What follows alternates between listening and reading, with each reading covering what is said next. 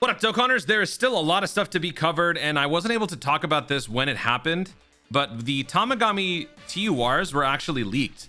There was a JP trailer where they were showing off, like, I don't know what they were showing off, but that trailer has since been deleted, and we saw shots of the Tamagami characters. So I wanted to do a video kind of going over, well, that, but then also some important dates that we've got coming up.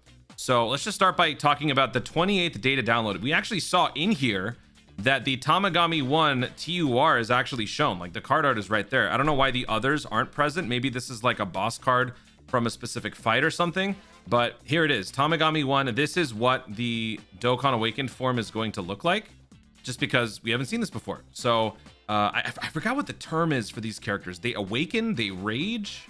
I think it's called Fury. Accessing its full power, Tamagami 1 expels steam from its body, causing its eyes to glow yellow and the upper half to heat up. So Fury, something like that. So that's what the TURs are probably going to include. So here are the shots of those animations. This doesn't show the full, like, actual character art, but this is Tamagami 3. I think he's using Fury. You can see some, like, red. Maybe that's just him powering up. Then this is Fury Tamagami 1, and then this is Tamagami 2, and you can see his Fury. I think they're all mid-Fury animations.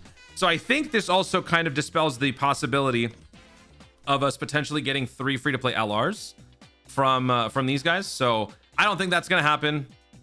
We do have a Majin Ku coming up on the story event. Some people are thinking this could potentially become an LR. I think it's possible. I don't think this is going to be an LR either. And you know what? Some people were saying that this hasn't really felt like an anniversary.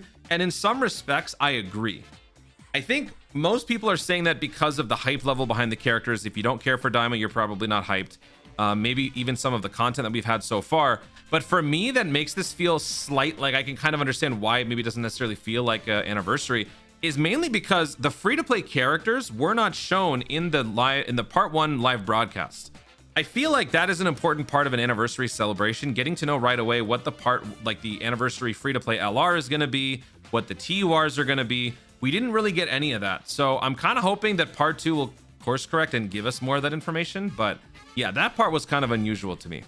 So with these guys being in the data files, or at least this guy, we know that the Dokkan Awakening is going to happen at some point. We have some dates for it. Wait, what is this? Oh yeah, and of course we got the 3 EZA, like the 2 EZAs and the Super EZA coming up as well. We do have the Masked Majin arrives, the second stage or something for the Gendarmerie event, which is a pretty challenging event. We've got a Goma event where you can get a wallpaper. All of these things, date-wise, we don't know. So here it is. Shout out to Rick, who posted this a couple of days ago. All home screen banner end dates related to the anniversary. I'll try to keep this updated with any changes throughout the anniversary. So this is all in GMT, and this would effectively sort of give an idea as to when potentially things could be coming up. So let's start with, well, this is part 1. Oh, wait, what? The part 1 banner is going to go away on the 5th? We've only had the celebration for a week. Everything started on the 27th. So on the 5th, that would be a week and a half. That seems premature, but this says JP only, so maybe this isn't a global thing. Let's start with this one. February 7th, 23:59 GMT. So I don't know what that would be 11:59. 11:59 February 7th GMT. So what is that for me? What does that mean for me in my time zone? That means reset on the 7th. Okay, so when the celebration, I guess when we hit this reset on the 7th for me in my time zone, that is when they will give us the Dokkan Awakenings for these free-to-play SSR characters. That is also why I haven't yet done a video on how to build them, because having to build them as an SSR is one thing, but having to build them in their true final form is another, right? And who knows, they might even get EZAs during this celebration. Lately, with how they've been handling free-to-play characters, I don't think that will happen, but it's still always a possibility, because you never know with these guys. They're so unpredictable. They'll do whatever, you know, when you expect them to zig, they will zag. So February 7th is when we will finally get those TURs. So expect a how to build video, showcase video on these guys around then. February 14th, 8:59 GMT. So let's check that. 8:59 a.m. And that would be on the 14th. And this is for me in my time zone. So this would be 14th. Okay, so early morning 14th, 1 a.m. This is another plausible time where they could update us on stuff. So this could potentially be new content releasing. Maybe they drop a new mission for Heated Throwdown potentially, because we've only had one stage so far. And considering this, oh, you know what this is? This is the 14th at 1 a.m. So you know what? This is going to change from Daima to whatever the part 2 is. Because the 14th is definitely more than 2 weeks after Daima's release, right? Daima released on the 29th.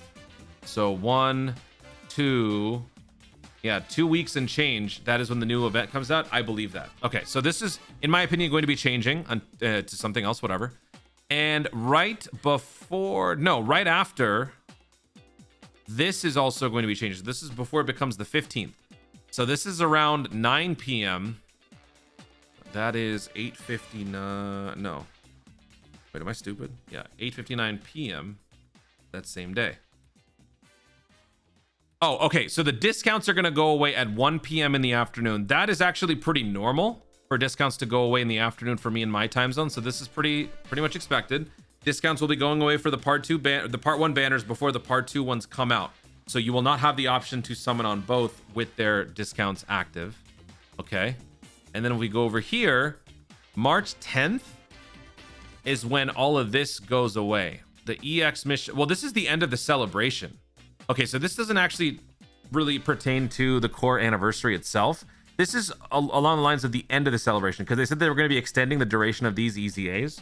So as the celebration comes to an end, March 18th, 7:59 GMT. That's 7:59, the 10th, March. Yeah. Okay. That's the end of the celebration. Global, this banner. Oh, I see. For JP, the part 1 banner goes away super early, but for global, it goes away at the end of the celebration.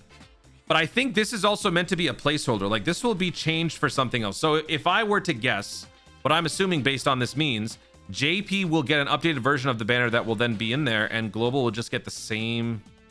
Like, they'll just replace it, but it won't change anything. I don't know. I feel like that's ultimately not that big a deal. March 12th is when the premium TUR and the premium LR stones go away. Of course, I did a video talking about my initial picks, but I strongly recommend you guys wait until you are done with these ticket summons before you actually decide on which ones to pick up. And these, by the way, have a deadline of the 17th. By the time the anniversary is over, which is March 10th, you should be able to finish all of these tickets even before this.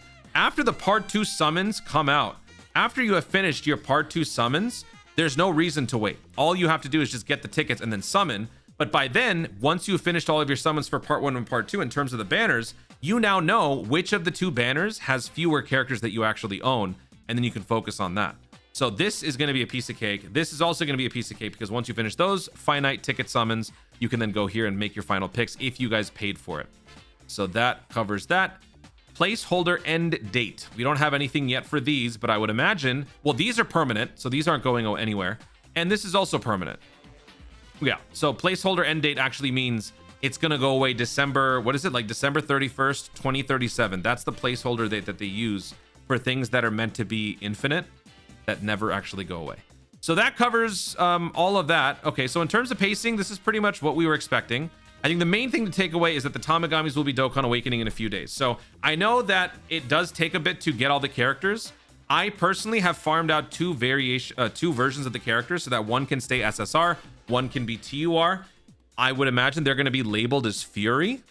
And if they are labeled as Fury, then they could be run on the same team, same rotation. It could provide some much needed synergy to the Daima category. And who knows? With the new mechanics that we've been given so far in part 1, perhaps these guys will also bring something interesting to the table. Maybe more rotating support, maybe even some more additional team guard. What if they give us some sort of a team guard for these sorts of characters? That would lessen the need for Vegeta. It could make Goku a little bit more independent of the Vegeta, and it could make the Daima category a whole lot more deep, which is good. I think that's everything that we've got in this one. Oh yeah, and then this one, we don't actually know yet. So until we get a data download, we don't actually know when these EZAs are going to be dropping. But again, since we're still very much in part 1, all of this is going to be happening during part 1's heyday. So part 2 starts middle of February. So until that happens, this is all going to be part of part 1. My guess was that in a couple of days, we'd maybe get a data download for these EZAs. And that would also probably include the rest of this. Like also, you know, the TURs for these guys, but only time will tell. And then we also have a part 2 live stream that is scheduled for the 8th. I'll talk more about that in a separate video in terms of expectations and whatnot. That is happening during part 1, but it is for setting up part 2. So for those of you who are still on the fence about summoning, once again, I would like to remind you that you guys have until the 14th before the discounts actually go away. So you still have plenty of time. If you want to wait to find out what is going to be coming up for part 2, oh, they didn't announce it in game yet.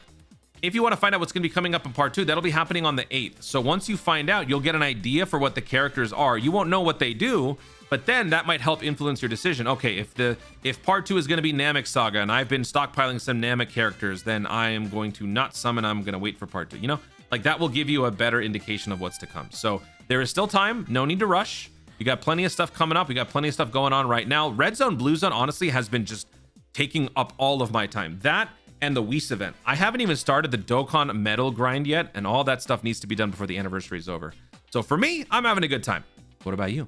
Guys, thank you so much for watching. If you enjoyed the video, be sure to like down below. Let me know in the comments your thoughts on the Tamagami TURs. Do you think that they're going to be good? Do you think that they're going to be receiving EZAs during this celebration? Do you think that the Tamagami free-to-plays will make Daima even more top tier, or will they be marginal characters at best? What are your thoughts on all the content coming up, the timing of everything? Are you guys even summoning yet on part 1, or are you waiting to see what potentially is going to be happening in part 2 before you jump in on part 1? Let me know your thoughts in the comments down below. Also, be sure to subscribe for more dope content in the future and click the notification bell so that you'll let YouTube know you're going to see more of my stuff. Do it. Thanks again. Stay tuned, and ours to Dokkan responsibly.